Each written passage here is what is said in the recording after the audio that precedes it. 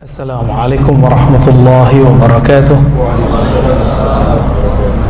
Innal hamdalillah nahmaduhu wa nasta'inuhu wa nastaghfiruh wa na'udzu billahi min shururi anfusina wa min sayyiati a'malina may yahdihillahu fala mudilla lahu wa may yudlilhu fala hadiya lahu. Amma ba'd. Bapak saudara ikhwan fillah, kalau ada bertanya man hum ahlus sunnah, siapa itu ahlus sunnah? Kok ini ngaku, itu juga ngaku, yang sana juga ngaku. Keraguan ini juga kami rasakan di tahun 2000-an. Dan itu berlanjut, bayangkan dari tahun 2000, bahkan sebelumnya sebelum tahun 2000, sampai kemudian bertemu seorang syekh ahlus sunnah, ulama Suriah, namanya Syekh Hasan Hitu, masih hidup. Syekh Hasan Hitu adik kelasnya Syekh Al-Buti, tamatan Azhar, berarti seniornya Ustadz Al-Naf ya. Syekh Hasan Hitu mengajarkan kami akidah ahlus sunnah pada tahun 2006, jadi udah telat. Sempat meragukan ahlus sunnah itu benar ada apa enggak. Ternyata kajian ahlus sunnah itu sederhana dan ringkas. Mengetahui ahlus sunnah itu mudahnya, sebagaimana mudahnya mengetahui anak kita, sangat mudah sekali. Lalu kenapa orang bingung? Karena orang bingung, dia tidak mengambil pengetahuannya langsung ke ahlinya, seperti yang terjadi pada kami ya, di tahun-tahun 2000-an sampai 2006. Bapak saudara Allah, dari mana kalimat ini muncul? Judul ini, manhum ahlus sunnah, siapa dia ahlus sunnah? Itu muncul dari hadis riwayat Imam At-Tirmizi, hadisnya hasan ya, hadisnya hasan riwayat Imam Tirmizi. Imam Tirmizi ini murid terbaik Imam Bukhari setelah Imam Muslim. Murid terbaik Imam Bukhari setelah Muslim. Gurunya ratusan, sedangkan guru Bukhari ribuan. Sudah punya guru ribuan belum? Duit ribuan punya ya? Tapi kita belum punya guru ribuan atau ratusan. Udah berapa Pak ustadznya? Di sini berapa ustadz tadi? Banyak ya. Ada kajian subuh, zuhur, maghrib, bertiga. Berarti seminggu 3 kali 7. 3 kali 7 21. Wah, masih kurang ya. Masih kurang. Antum kalau 21 itu masih mending daripada 1 ya, atau 2, 3 tapi satu warna. Apakah Imam Bukhari pernah berguru ke orang yang beda pemahaman dengan dia? Sering. Siapa salah satu gurunya dan juga temannya, namanya Zuhli. Imam Zuhli ini sama-sama ngaji dengan Imam Bukhari ke Imam Ahmad, tapi juga gurunya Imam Bukhari, berteman sekaligus guru. Ternyata beliau, Imam Bukhari, pernah pecah kongsi sama gurunya dan dianggap sesat oleh gurunya. Pernah begitu Pak? Jadi kalau ada ustadz dianggap sesat, nggak usah sedih. Apalagi antum dianggap munharif, sesat, nggak usah sedih, biasa aja ya. Saya sudah sering dianggap sesat sama orang. Kan kita nggak sesat, ngapain merasa sesat? Nggak usah sedih. Taib, ini diambil dari Imam Tirmizi, murid terbaik Imam Bukhari setelah Imam Muslim. Beliau mengatakan, Inna Bani Israel, sesungguhnya Bani Israel tafarraqat, telah terpecah menjadi 71 atau 72, ihda wa sab'in atau isnai wa sab'in ya, 71 atau 72. Kulluhum finnar, semua mereka masuk neraka, illa millatan wahidah, kecuali satu millah. Apa arti millah? Millah artinya kelompok, jamaah, atau perkumpulan atau aliran, disebut millah wahidah. Lalu sahabat Nabi mengejar, man hiya ya Rasulullah, siapa kelompok yang satu itu wahai Rasulullah? Dijawab oleh Nabi SAW, ma ana alaihi wa ashabi. Ma ana, ini kalimatnya umum Pak, bukan pakai man, pakai ma. Ini kata kunci dalam bahasa Arab. Ma artinya kalimat umum, siapa saja, apa saja, ana alaihi, aku yang jadi tuntunannya. wa ashabi, dan murid-muridku, yaitu sahabatku. Kenapa disebutkan sahabatku? Karena tidak semua orang ketemu Nabi. Minimal ketemu sahabat Nabi. Gak ketemu sahabat Nabi, ketemu tabi'in, murid sahabat. Tidak ketemu tabi'in, ketemu muridnya tabi'in. Tidak ketemu murid tabi'in, muridnya, sampai hari ini masih berlanjut. Makanya kami dulu kalau ngaji, setelah ngaji ada ijazah, ada izin dari guru boleh mengajarkan. Dan guru kita mengatakan, kami mendengar dari guru kami, belajar dari guru kami begini, dari gurunya begini, terus sampai ke sahabat Nabi, sampai kepada Nabi SAW. Disebut dalam ilmu hadis sanad, disebut dalam bahasa kita silsilah pengajian, silsilah guru. Berarti Nabi mementingkan kalimat guru, yang sekarang mulai orang remehkan, ya. Jadi kelompok yang disebut Ahlussunnah itu ma'ana alaihi, siapa saja, apa saja yang ikut aku dan ikut sahabat-sahabatku. Sahabat Nabi ada berapa, Bapak? Ada berapa? Banyak gitu ya. Ada yang tahu? Jumlahnya sama dengan jumlah Nabi. Berapa jumlah Nabi? 124.000. Tapi yang jadi ulama berapa? Yang jadi ulama nggak nyampe 1000. Yang meriwayatkan hadis nggak nyampe 500. Yang jadi mufti nggak nyampe 100. Mufti, tahu mufti? Yang boleh ngomong halal haram sunnah bid'ah. Sekarang baru hijrah 3 bulan udah boleh ngomong sunnah bid'ah. Antum melanggar adab Ahlus Sunnah itu. Itu melanggar adab Ahlus Sunnah. Ahlus Sunnah nggak begitu. Ahlus Sunnah punya adab. Dari mana kita tahu? Kita buka kitab ulama salafus saleh. Siapa imamnya? Imam Malik. Siapa lagi imam-imamnya? Imam Malik wafat tahun 179 Hijriah. Sekarang berapa, Pak? 1440. Imam Malik 179. Berguru ke Nafi' dari Ibnu Umar dari Nabi. Kita sebut silsilah. Ini silsilah. Sekelas Imam Malik berguru, masa antum enggak berguru? Siapa kita? Ya. Nah, Imam Malik pernah ditanya 40 lebih persoalan, yang dia cuma 12. Imam, bukan imam masjid, Pak, bukan khotib, bukan. Imam Masjid Madinah. Semua orang ngaji ke situ. Bawa 40-an masalah, 48 yang dia cuma 12. Apakah tanda kejahilan? Enggak. Beliau enggak tahu persoalannya, bukan jahil. Imam Malik itu cuma keluar kota ke Mekah. Jadi pernah haji doang dan umrah. Tinggal di Madinah, lahir di Madinah, berguru ke orang Madinah, lalu pergi ke Mekah pas haji dan umrah, udah balik lagi, enggak kemana-mana. Karena beliau tidak tahu persoalan orang di luar, beliau enggak jawab. Jangan-jangan kita enggak tahu persoalan orang sana, orang sini, kelompok sana, kelompok sini. Seharusnya ikut Imam Salafus Saleh, Imam Malik, yang mengatakan saya tidak tahu. Apa kata beliau? Qauluka la adri nisful ilm. Kamu aku tidak tahu itu separuh ilmu. Karena kalau sok tahu, ilmu hilang. Kita nggak mau cari tahu dalil mereka apa sih? Itu ya. Sahabat Nabi ada berapa tadi? 124.000. Nggak usah kita sebut yang gede-gede. Bahwa ada perbedaan di kalangan sahabat Nabi, tapi tidak membuat mereka keluar dari Ahlussunnah.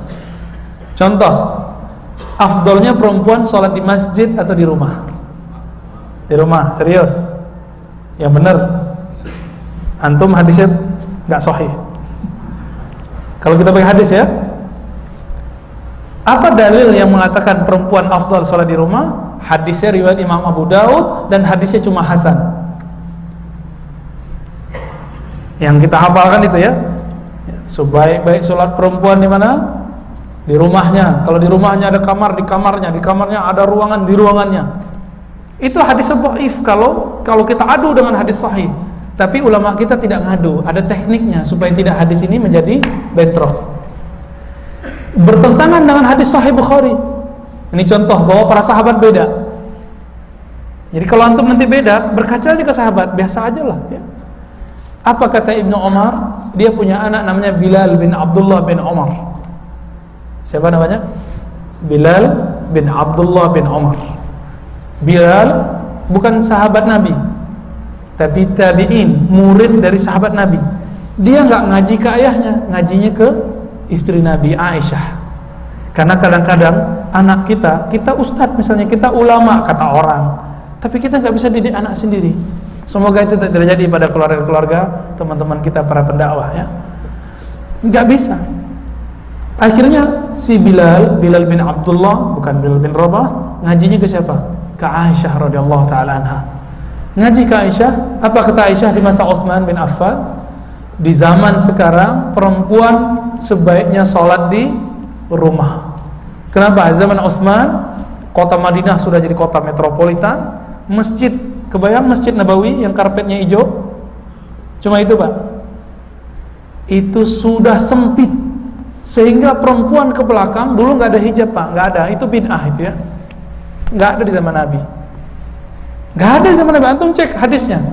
Jangankan itu, orang mau pakai sarung di bawah mata kaki itu sudah bid'ah di zaman itu. Kenapa? Kain mahal. Coba tanya teman-teman kita atau sahabat-sahabat kita atau kakek-kakek kita, ayah-ayah kita, tahun 70-an 60-an sarung mahal gak? Marah. Hah? Marah apa mahal? Mahal ya. Bapak saya dulu cerita, kami tahun 70-an mau beli gajah duduk, tahu? Sarung gajah duduk itu cuma bisa sekali setahun pas hari raya. Susah Pak dulu, susah kain. Maka kalau ada orang pakai celana, dulu nggak ada celana, dulu sarung, pakai sarung di bawah mata kaki, pasti dia sombong belagu. Itu di zaman itu. Jangankan ya masalah hijab kan buang-buang kain, ya cuma dipajang di situ aja kan.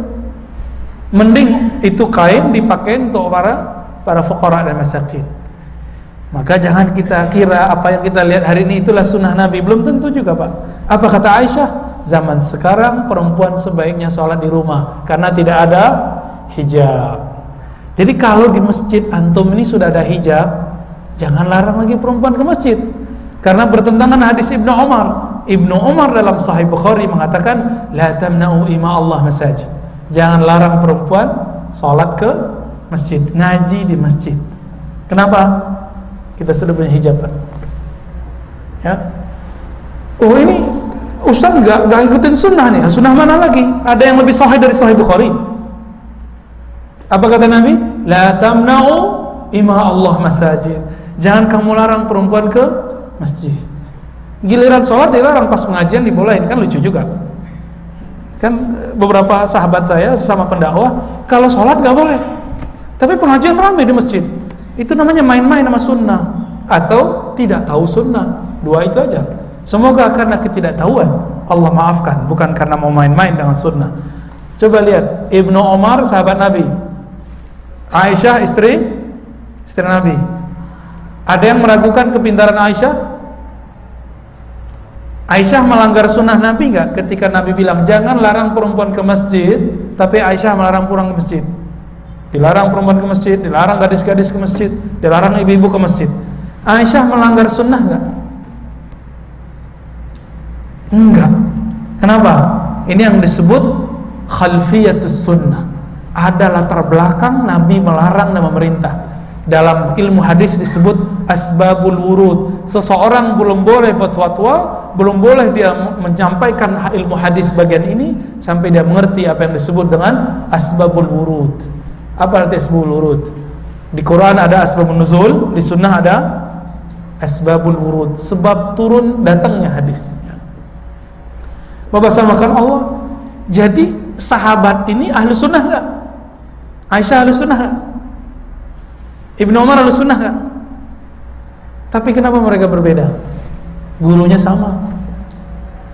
Nah, maksud saya menyebutkan hadis itu, jika sahabat bisa beda dalam satu masalah, apalagi di zaman kita.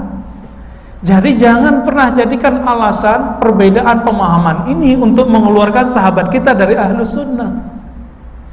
Saya mau tanya, Muhammadiyah siapa yang mereka ikuti? Rasulullah atau Abu Jahal? NU ikut siapa? Rasulullah atau Abu Jahal? Jemaah Tabligh ikut siapa? Rasulullah atau Abu Jahal? Salafi ikut siapa? Rasulullah apa Abu Jahal? Rasulullah. Semuanya ikut Rasulullah kok. Bedanya, ada orang yang mau memahami dalil orang lain, ada yang tidak mau memahami. Yang mau memahami ini kita sebut dalam bahasa ilmiahnya munsif. Gitu Ustaz, maaf ya. Munsif. Apa munsif? Bahasa kitanya insaf. Mengukur diri. Oh iya ya. Ini contoh kasus. Contoh kasus, Pak.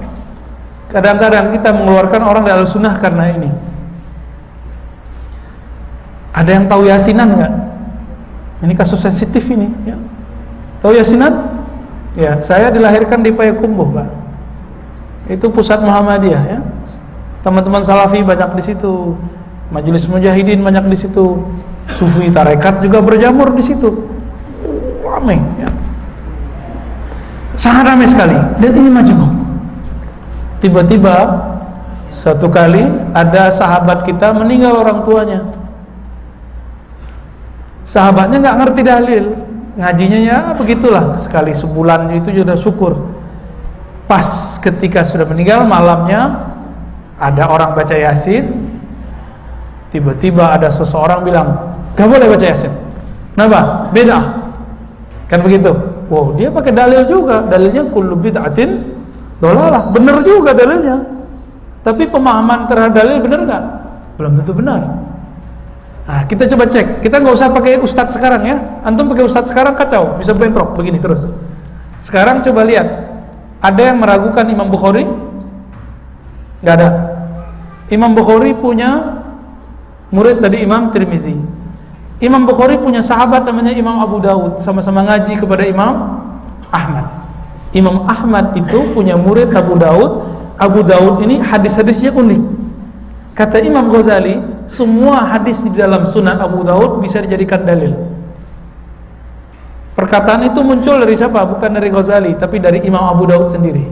Maka Imam Ghazali mengatakan, orang yang ingin menjadi mufti, ahli fatwa, mesti menguasai Sunan Abu Daud, temannya Imam Bukhari. Apa kata Imam Abu Daud? Hadis yang aku tidak komentari, maka hadisnya salih. Apa arti salih? Wa ma sakattu anhu fahuwa salih. Jadi orang Mekah dapat kitabnya Imam Abu Daud. Abu Daud bukan orang Mekah, Pak, orang Sijistan.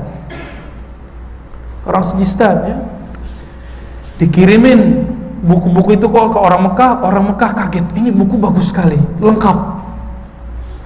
Lalu orang Mekah kirim surat ke Imam Abu Daud.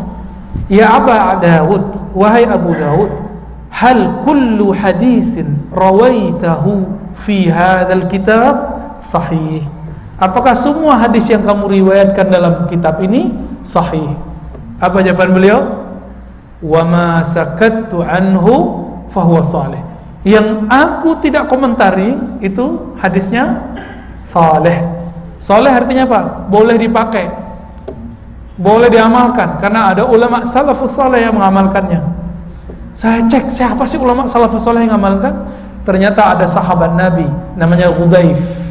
Dalam Musnad Imam Ahmad disebutkan Hudzaif ketika dia mau meninggal, dia panggil sahabat-sahabatnya untuk membacakan Yasin di hadapannya, dan setelah dia meninggal. Buka kitab Musnad Imam Ahmad, gurunya Imam Bukhari. Ini baru 2-3 kitab, Pak. Lanjut. Selain Sahih Bukhari, antum tahu ada kitab sahih lain namanya Sahih Ibnu Hibban. Semua hadis di dalamnya menurut Imam Ibnu Hibban hadisnya sahih. Imam Ibnu Hibban punya guru lebih banyak daripada Imam Bukhari, pecah rekor. Cuma dulu belum ada muri, jadi nggak ada rekor muri. Berapa gurunya? Imam Bukhari 1700, dia punya guru 2000. Jadi gurunya lebih banyak daripada Imam Al-Bukhari. Namanya Imam Ibnu Hibban, pengarang kitab sahih ketiga. Si kitab sahih kedua namanya Sahih Ibnu Khuzaimah. Nah, kita nggak usah bahas itu dulu. Sahih Ibnu Hibban. Saya teliti hadis ini, adakah hadis tentang yasinan di dalam?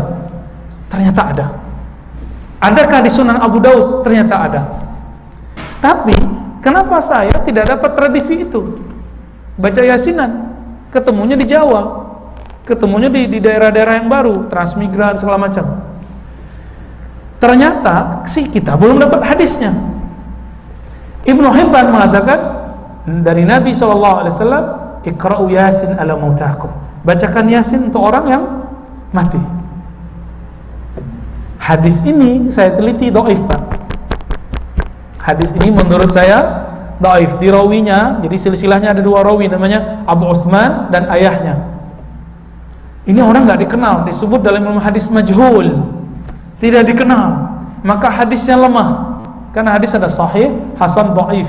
Sahih, valid, hasan, bagus, dhaif, lemah. Ini hadisnya lemah menurut Dr. Ar-Razi. Kalau menurut Imam Ibn Hibban sahih. Antum ikut dokter Pak Imam, ikut penilaian dokter kemarin sore atau imam? Kira-kira ikut siapa, Pak? Kalau Ustaz Al-Nof ditanya gitu udah tahu jawabannya. Kalau antum kira-kira ikut mana? Ustaz dokter kemarin sore bilang dhaif, tapi imam bilang ini sahih. Ikut mana? Ikut imam. Meskipun saya susah menerima tradisi yasinan misalnya, tapi saya harus husnuzon bahwa di sana ada orang yang ngikutin Imam Ibnu Hibban, nggak ngikutin hasil penelitian saya. Tahu kenapa? Penilaian hadis ini sahih, hasan, dhaif bukan dari Nabi, tapi dari hasil penelitian ulama. Kalau yang biasa meneliti, pernah kuliah, suatu penelitian bisa dibatalkan nggak dengan penelitian yang baru? Bisa, Pak. Ya. Tapi kalau orang hebat neliti, tiba-tiba ada teri menolak, ya, yang ditolak terinya. Nah, dan saya akhirnya tahu diri, maka kita tidak mengingkari, Pak, kalau ada orang baca Yasin untuk orang mati. Yang kita ingkari apa? Merapat. Ya. Ada bid'ah-bid'ah di situ. Nah, jangan cuma karena persoalan sedikit ini orang kita keluarkan dari ahlus sunnah. Nah, ahlus sunnah itu ciri-cirinya dia munsif, mau membaca, oh jangan-jangan orang itu punya dalil. Nah, itu disebut husnuzan. Baik, ini penjelasan sederhana mengenai ma ana alaihi wa ashabi. Siapa yang ikut aku? Gitu. Di muktamar tahun 2016, ulama-ulama Azhar, guru-gurunya Ustaz Al-Nof buat muktamar di Chechnya. Di mana? Di Chechnya. Ada 200-an ulama ikut. Hasilnya apa? Pertanyaannya sama. Jadi judul ini diambil dari judul muktamar itu. Man hum ahlus sunnah? Siapa itu ahlus sunnah? Terjadi perdebatan alot dari 2-3 ulama yang kemudian hasilnya mengerucut kepada apa yang sekarang dipelajari di Indonesia, di Al-Azhar, di Yaman, di Maroko. Siapa itu ahlus sunnah? Ahlus sunnah disimpulkan menjadi 3. Siapa saja yang berakidah akidah Imam Asy'ari Maturidi, yang belajar sifat 20 Allah wujud qidam baqa. Lalu ada yang bertanya, Salafi di mana? Tabligh di mana? NU Muhammadiyah di mana? Nah, itu pertanyaannya, Pak. Nanti kita jawab ya. Kita terusin dulu. Itu akidah. Yang kedua ibadah. Ibadahnya ikut imam yang 4. Kenapa? Imam yang 4 ini imam salafus saleh. Antum ikut mereka itu ikut salaf. Terus yang ketiga siapa? Orang yang ikut kerohanian Nabi lewat imam-imam yang mu'tabar, imam ahli sunnah seperti Imam Al-Junaid, Ghazali dan Abul Hasan Syadzili dan lain-lain. Oke, ini gimana cara menjawab yang pertama tadi? Jadi ada 3 kategori ahli sunnah ya. Dalam bab akidah apa tadi? Ikut imam. Kok Imam Asy'ari? Kok enggak langsung Bukhari? Gitu ya. Kok enggak langsung Nabi? Makanya di sini ada terjadi bentrok ya, antara ulama-ulama kita yang dari Saudi dengan ulama-ulama Azhar. Kenapa? Di situ ulama Saudi kebanyakan Salafi, Pak. Nanya, lalu Salafi di mana? Lalu Jemaah Tabligh kata ulama India di mana? Di sini kemudian dijawab ya. Imam Asy'ari itu siapa? Imam Asy'ari itu mantan Mu'tazilah. Apa kelompok Mu'tazilah? Kelompok yang kalau sekarang kita sebut liberal. Tapi dia pernah berguru ke Imam Yahya bin Zakaria As-Saji. Imam As-Saji berguru kepada Imam Ahmad, Imam Ahmad berguru kepada Imam Syafi'i, Syafi'i kepada Malik, Malik kepada Nafi', Nafi' kepada Ibnu Umar, Ibnu Umar dari Nabi sallallahu alaihi wasallam. Kok enggak langsung saja sebut akidah Rasul? Sebagaimana hadis diriwayatkan oleh Imam Bukhari, Muslim, Abu Daud, Tirmizi, begitu juga akidah diriwayatkan oleh Imam.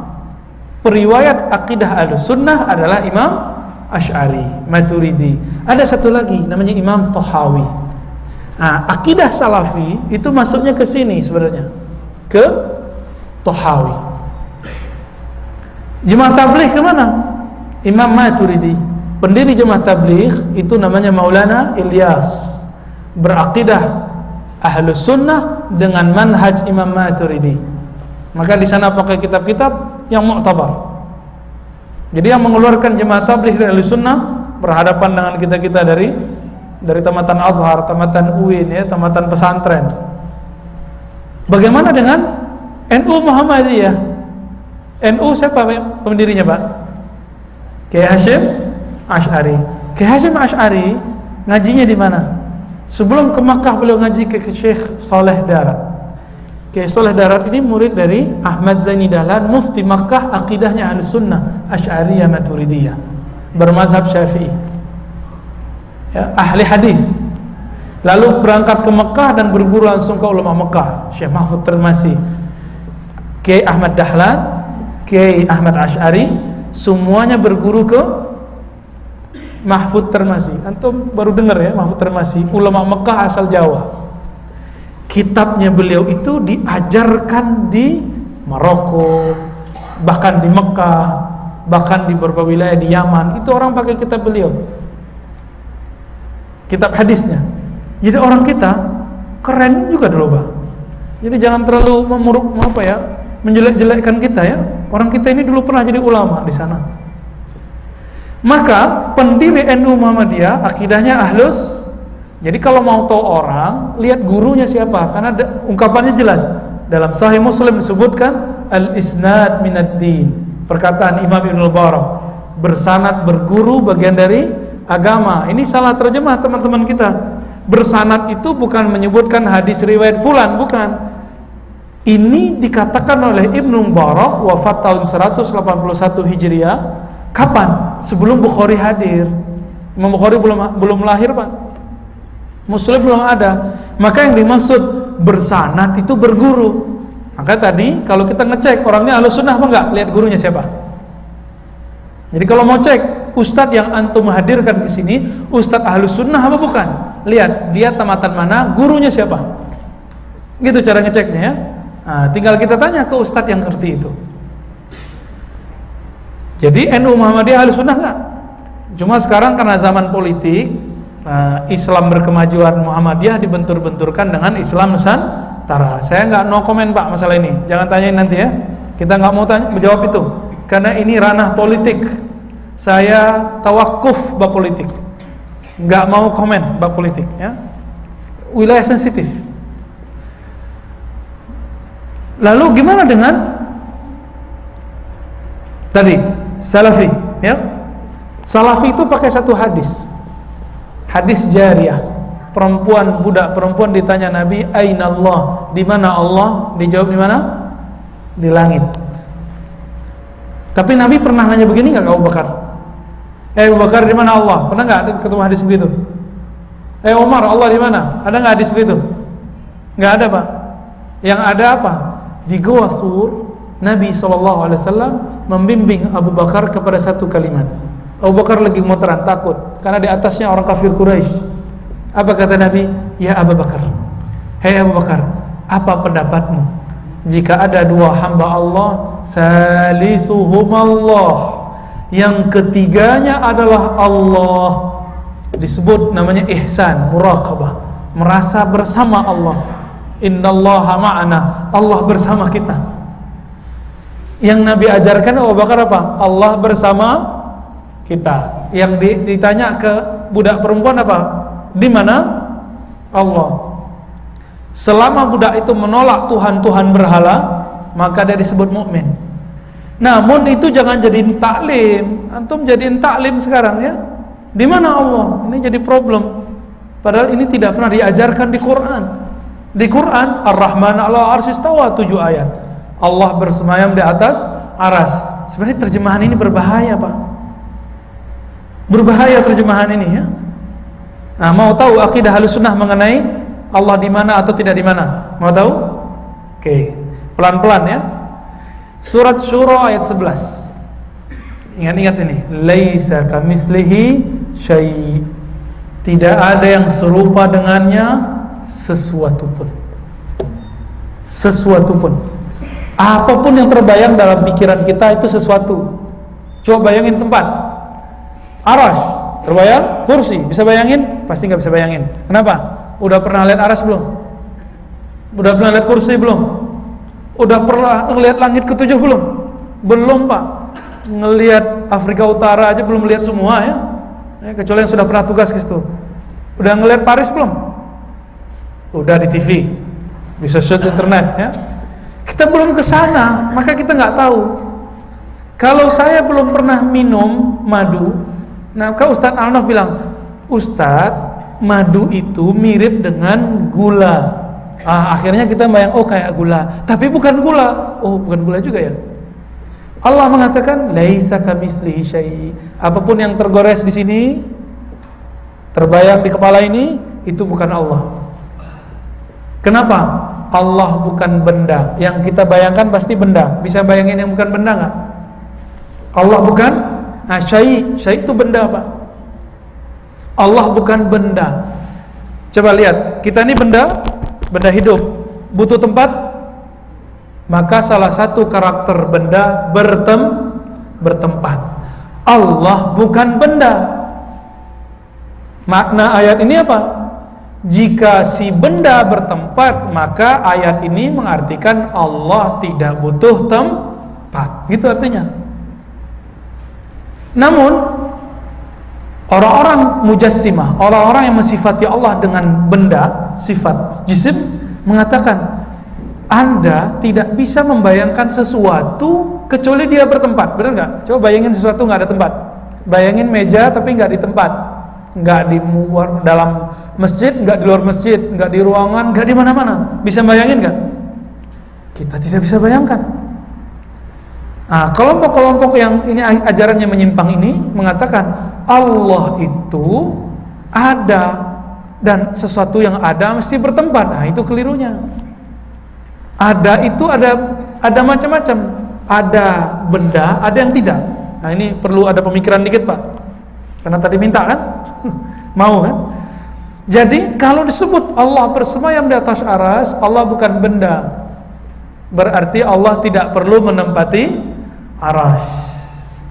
Jika disebut dalam hadis Imam Bukhari, yanzilu rabbuna, Allah turun sepertiga malam terakhir, maka tidak berarti turun dari atas ke bawah. Jika disebut wa huwa ma'akum ainama kuntum, dia bersamamu dimanapun kamu berada. Nih, kemana aja. Masa Allah ke toilet, kan gak lucu nanti itu ya, kan jorok. Gak begitu. Karena Allah bukan benda, maka Allah tidak butuh menempati tempat apa yang kita tempati. Apalagi kalimatnya yang ada ayat di mana di Quran. Fa aina ma tuwallu fathamma wajhullah. Kemanapun kau mandang di situ wajah Allah. Karena Allah bukan benda, bukan berarti Allah menempati mana itu. Kan senior kita Ustadz Samad dituduh apa? Akidahnya sesat, Jahmiyah. Kenapa? Mengatakan Tuhan di mana-mana. Itu potongan videonya nggak benar ya. Yang motong video nanti Allah potong lidahnya hari kiamat, Allah potong tangannya hari kiamat. Hati-hati Pak, motong-motong itu. Dihisab nanti. Kalimatnya belum selesai. Karena Allah tidak benda, maka kalau disebut di Quran, kemanapun kamu menghadap di situ wajah Allah, bukan berarti Allah menempati itu. Karena Allah nggak butuh tempat. Lalu gimana? Ya udah serahkan saja kepada Allah. Ini yang disebut akidah ulama salafus saleh. Akidahnya para nabi, para sahabat nabi, para ulama tabi'in. Enggak mikirin, antum tahu Allah di mana, imannya nambah enggak? Enggak, Pak. Kalau orang meyakini Allah jauh di atas, capek mikirinnya.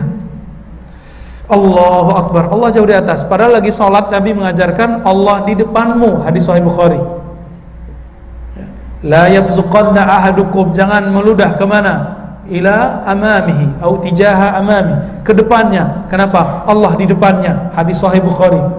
Nabi itu fleksibel sekali ngomong begitu, karena semua sahabat sudah paham Allah bukan benda. Nah, orang yang sholat belum merasakan Allah di depannya, itu ngobrol sama tembok, Pak. Allahu Akbar, ngeliatin tembok atau ngeliatin sajadah. Tapi kalau dia terasa Allah bersamanya, nikmat. Zaqa ta'amal iman, dia merasakan nikmatnya iman. Nah, ini bedanya ahli zikir dengan ahli fikir. Ahli zikir zikir langsung, terasa Allah langsung. Kalau ahli fikir mikirin Allah, makanya nggak nyampe-nyampe. Allah nggak bisa dipikirin, ya. Nah, ini baru contoh, Pak. Contoh mengenai memahami akidah, bisa mudah, bisa susah. Oke, bagian akhir yang mau saya sampaikan, supaya kita bisa memahami bahwa banyak kelompok itu semuanya ahlus sunnah, kecuali kelompok-kelompok menyimpang dan mereka minoritas. Apa yang disebut iman? Biasanya kita dengar apa? Imannya ahlus sunnah itu, iman adalah pembenaran di kalbu. Terus apa lagi? Melafalkan dengan lisan, gitu ya. Terus amal dengan perbuatan. Ingat Bapak sampaikan, Allah itu bukan konsep ahlus sunnah, itu bukan definisi ahlus sunnah. Iman itu dalam akidah ahlus sunnah cuma satu, tasdiq bil qalbi, percaya. Coba buka rukun iman, ada berapa? 1, percaya kepada Allah. 2, antu'mina billah. Terus malaikatihi, terus kutubihi, kitabnya, terus rasulihi, terus sebelum qada tu'mina bil yaumil akhir, dengan hari akhir, terakhir baru dengan takdir. Ada nggak amal di situ? Di 6 itu ada amal nggak?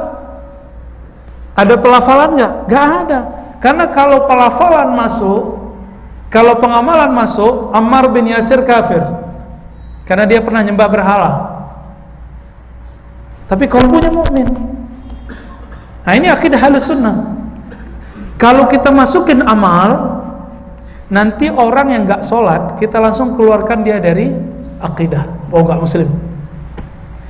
Orang beda faham sama kita, amalnya beda. Contohnya jenggotnya nggak ada, langsung dianggap nggak ahlus, karena amal dianggap bagian dari iman. Bahaya nggak?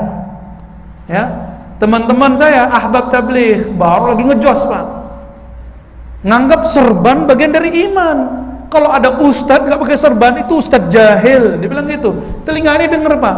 Tapi kita maklumi ini lagi ngejos nih ya, karena yang level-level lama sudah nggak begitu ya, malah pakai kopiah hitam, malah pakai santai. Itu lagi semangat. Jadi saya husnuzon yang baru-baru hijrah itu akan memandang orang yang beda paham dengan dia, imannya belum benar. Ini yang terjadi pada aliran LDII ya. Aliran macam-macam aliran, bahkan di sekitar kita ya. Sehingga terjadi teman-teman yang bermanhaj A menyalahkan yang bermanhaj B, menganggap imannya nggak sah akibat ini. Dalam akidah ahlus sunnah, iman itu cuma di kolbu, sedangkan perbuatan dan pelafalan itu disebut natijah atau lawazim atau furu', cabang, keharusan atau hak dari tasdik mesti dilafalkan, hak dari tasdik dengan kolbu mesti diamalkan. Maka orang yang kurang amal bukan berarti imannya batal, cuma kurang sempurna imannya, pembuktiannya kurang sempurna. Nah, ini contoh, kita ikut reuni 212, teman kita enggak, kita bilang inilah bukti iman, inilah iman. Kalau antum memahami begitu, itu jadi khawarij, Pak. Tahu khawarij? Khawarij kelompok ekstremis yang mengatakan siapa yang beda amal sama kita maka dia kafir. Yang pertama mereka kafirkan nggak tanggung-tanggung sahabat Nabi Ali, cuma beda satu sistem pemerintahan. Niat ini sekarang lagi banyak khilafah, kita semua menginginkan khilafah, tapi kok isu-isu khilafah nggak sahih nyampainya kepada kita. Dalam persoalan khilafah, Khawarij mengatakan apa? Ali kafir, Muawiyah kafir. Jadi antum nggak usah kaget kalau nanti dikafir-kafirkan oleh orang-orang NII, Negara Islam Indonesia. Kita dianggap kafir, Pak. Sembelihan kita nggak dianggap boleh dimakan. Kenapa? Karena mereka pakai 3 konsep itu. Iman itu pembenaran, percaya dengan kolbu, harus dilafazkan, harus diamalkan. Bagi kita enggak. Yang 2 itu cuma natijah, buah dari iman atau cabang dari iman. Maka tadi Nabi mengatakan apa di khutbah? Innal imana bid'u wa sittuna syu'bah. Iman itu 60-an lebih, bahkan bid'u wa sab'un, 70 lebih cabang. Nabi sebut cabang. Yang asal mana? Percaya. Dengan begini kita akan memasukkan banyak orang ke Ahlus Sunnah. Itu sebabnya ketika Nabi ditanya, ketika terjadi perdebatan, perselisihan, kami ikut siapa wahai Rasulullah? Jawaban Nabi apa? As-sawadul a'zam, kelompok mayoritas. Siapa kelompok mayoritas? Kelompok yang konsep imannya adalah fil qalb, di kolbu, cukup percaya kolbu, dan tidak menilai perbuatan sebagai bagian rukun iman. Dia anggap cuma sebagai buah iman.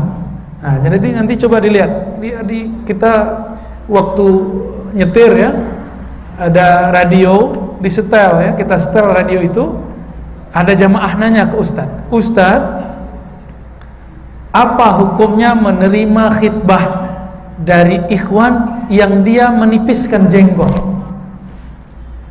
berjenggot tapi tipis? Apa jawaban Ustadz itu? Tidak boleh terima, karena itu ahli bid'ah, sesat. Itu di radio, Pak. Radio ini lumayan populer hari ini. Dia ahli sunnah katanya, tapi dalam bab menghukumi orang nggak pakai ahlus sunnah, gaya Khawarij. Yang bunuh Ali Khawarij, Pak. Yang bunuh Ali Khawarij. Cuma karena nipisin, masih berjenggot tapi nipisin jenggot, dianggap tidak ahlus sunnah. Bahaya nggak tuh? Ya, bahaya nggak tuh? Bahaya itu, Pak. Ya, bahaya sekali. Jenggot masuk rukun iman nggak? Tapi kalau ada orang menghina jenggot Nabi baru kafir. Ya, tapi kalau orang cuma menipiskan jenggot, tidak kafir, nggak sesat. Itu babnya beda, ada di fikih. Maka perlu membaca hukum Islam itu lewat fikih. Fikih itu melahirkan nanti imam-imam mazhab itu. Imam mazhab bukan buat agama. Mereka cuma mengumpulkan ajaran-ajaran para sahabat. Nah, nanti kita bahas di pertemuan yang berikutnya tentang mazhab ataupun manhaj. Ya. Ba'da subuh ya, insyaallah. Di mana Ustaz? Di Masyitah ya, insyaallah. Perlukah bermanhaj? Perlukah bermazhab? Nah, nanti kita bahas lah. Kita bahas detail insyaallah. Baik, jadi konsep iman, nah, Ahlus Sunnah bagaimana? Udah cukup percaya. Adapun antum bisa jamaah rutin, berarti imannya full ya. Bisa mengamalkan jenggot, bisa berpakaian yang sesuai dengan syar'i, berarti imannya tambah bagus. Ditambah akhlak. Nah, itu nggak masuk kepada rukun iman. Jadi Imam Nawawi ditanya, ada orang ninggalin sholat bertahun-tahun, apa status imannya? Apa jawaban Imam Nawawi? Tanya dulu. Jadi makanya dulu ada proses penghakiman, pengadilan. Nggak langsung Pak dijudge orangnya kafir. Dimasukkan ke pengadilan, ditanya, ente ninggalin sholat karena meyakini sholat itu tidak wajib atau karena males? Jawaban dia apa? Yang kedua, saya malas. Berarti dia fasik, bukan kafir. Kalau dia mengatakan sholat nggak wajib, dia kafir, karena dia telah mengingkari Allah dan Rasulullah lewat sholat yang dia ingkari. Gitu, ya. Jadi kalau ada teman antum belum sholat, jangan bilang dia kafir. Itu objek dakwah kita, Pak. Itu objek dakwah kita. Teman-teman saya ahbab tabligh Tiba-tiba mereka datang ke lokalisasi di Jogja. Ini pernah saya ceritakan di tempat lain ya. Tempat itu tidak pernah disentuh oleh dai-dai seperti kami. Dai-dai kampus, dai-dai masjid, kami nggak pernah. Ternyata di daerah lokalisasi di situ ada satu musola, imamnya gigolo. Bisa dibayangkan? Imamnya gigolo yang ngatur-ngatur jadwal si perempuan-perempuan yang asusila itu.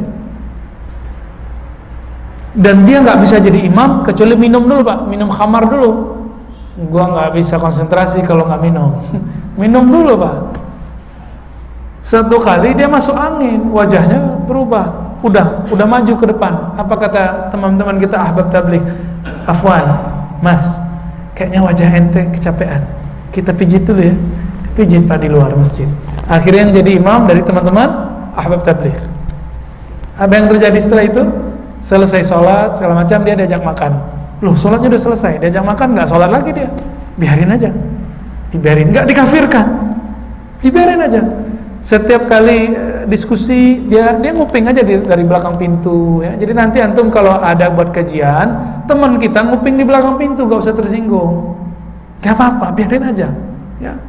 La ba'sa bih ya, la tubali bihi, nggak usah dihiraukan, biasa aja. Atau malah dia mau cari kesalahan kita, nggak apa-apa. Akhirnya hari kedua setiap kali makan ajak makan, ngobrol ajak ngobrol terus. Hari ketiga biasanya ahbab tabligh langsung keluar Pak, langsung mau pindah. Biasanya kan begitu. Ya. Orang ini mulai ngerasa aneh. Loh, kok udah pergi aja? Dikira mau sebulan di situ. Ternyata cuma 3 hari. Akhirnya dia bilang apa? Tolong ajak saya sama kalian. Apa kata amir jamaahnya? Baik, baik. Kalau gitu kami antar ente ke Temboro. 3 bulan Pak di situ. Pulang-pulang jadi imam benar, yang memperlakukan dia seperti manusia benar itu jamaah tabligh. Maka antum yang nggak ikut khuruj, nggak usah mengatakan itu jamaah kompor. Ya, nggak usah begitu Pak. Dia masih ahli sunnah. Hidayah yang mahal itu yang nganterin mereka. Nggak lama 3 tahun dia mengamalkan itu. Ba'da Jumat seperti ini zikir Pak di pojok, zikir tapi udah nggak gerak, udah begini aja. Tahu-tahu temannya manggil, Mas, dipegang pundaknya, jatuh. Ternyata nyawanya sudah nggak ada. Baru 3 tahun hijrah. Ternyata puluhan tahun dia fasik, qalbunya mukmin. Qalbunya mukmin. Maka jangan pernah nilai orang dengan maksiatnya. Jangan-jangan itu maksiat dia terakhir. Jangan sucikan orang dengan taatnya. Jangan-jangan itu taat dia yang terakhir, nanti dia jadi pemaksiat. Nauzubillah min dzalik. Jangan merasa sok suci Pak. Jangan-jangan ini hari terakhir kita suci. Taib. Jadi ahlus sunnah itu sawadul a'zam, kelompok yang besar. Konsep imannya ini yang membuat kelompoknya, jamaahnya jadi banyak. Mayoritas antum cari mulai dari Jakarta sampai ke Tanja. Tanja itu daerah ujungnya Maroko ya, ketemu dengan Andalus, Spanyol. Itu semua akidahnya kebanyakan 90% ahli sunnah. Ahli sunnah semua. Dan konsepnya seperti yang kita sebutkan ini. Ya. Nah, kira-kira ini tentang syarah pendek mengenai seri akidah ahlus sunnah. Taib, itu dari kami. Semoga oleh ilmu sedikit itu bermanfaat kepada kita. Kita tutup dengan baca kafaratul majlis. Subhanakallahumma wa bihamdika asyhadu an la ilaha illa anta astaghfiruka wa atubu ilaik. Semua ilmu itu dari Allah, kami minta ampun kepada Allah. Sallallahu ala nabiyina Muhammad. Assalamualaikum warahmatullahi wabarakatuh.